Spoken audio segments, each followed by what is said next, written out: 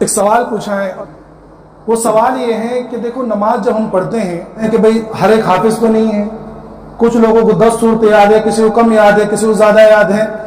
تو اگر نماز ہم پڑھ رہے ہیں اور نماز 4 رکعت والی ہے، 2 رکعت والی نماز ہے، تو ہم نے اگر خلاف ترتیب صورت پڑھ لی تو نماز میں سجدہ سہو کرنا پڑے گا یا نہیں کرنا پڑے گا؟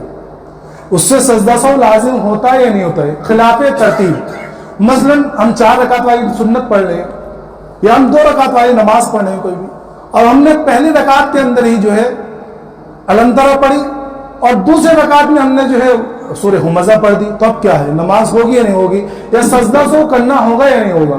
تو سب سے پہلے سجدہ سہو کا ایک مسئلہ عام طور سے سمجھ لیجئے. سجدہ سہو جو لازم ہوتا ہے یہ واجبات کے چھٹنے پر یا واجبات کے آگے پیچھے ہونے پر، سمجھ میں آیا؟ اور ترتیب سے سورت پڑھنا یا ترتیب سے قرأت کرنا یہ واجبات نماز میں سے نہیں ہے. تو اس لیے اگر خلاف ترتیب کسی نے سورت پڑھ لی تو نماز ہو جائے گی، سجدہ سہو لازم نہیں ہوگا. اب ایک ذہن میں یہ بات آتی ہے کہ بھئی کسی نے پہلی رکعت کے اندر ہی سورہ ناس پڑھ لی، اب آئے نماز کے لیے نماز شروع کی، اب بے دھیانی میں پہلی رکعت میں ہی سورہ ناس پڑھ لی، اب کیا کرے؟ یہاں بہت لوگ گڑبڑے آتے ہیں، بہت سے لوگ سوچتے ہیں کیا کریں. تو بھئی دیکھو افضل بات تو یہ ہے کہ اب دوسری رکعت میں بھی سورہ ناس ہی پڑھیں. کیا پڑھیں؟ دوسری رکعت میں سورہ ناس ہی پڑھیں، کیونکہ پیچھے والے اگر سورہ ہم پڑھیں گے تو اس سے بہتر طریقہ یہ ہے کہ اسی سورت کو بار بار پڑھیں، کیونکہ ایک سورت کو 2-3 مرتبہ دہرانا یہ زیادہ بہتر ہے خلاف ترتیب نماز سورہ پڑھنے سے.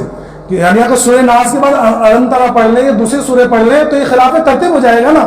تو خلاف ترتیب سورت پڑھنے سے بہتر یہ ہے کہ ہم دوسری رکعت میں بھی سورہ ناس میں پڑھ لیں. اس لیے قرأت کے اندر غلطی سے بے خلاف ترتیب سورت پڑھیں تب بھی، یا نماز کے سورت پڑھ لیں ہم، اب الم ترا ہم نے شروع کی، اب اس کے اندر کچھ غلطی ہو گئی، ہم نے اس غلطی کو درست کر لیا، یا 3-4 آیتیں کرنے کے بعد کچھ غلطی ہو گئی، تو اب یہ ذہن میں آتا ہے کہ بھئی سورت کیا کرنا ہے، سجدہ سہو پڑھنا ہے، نماز ہوئی نہیں ہوئی.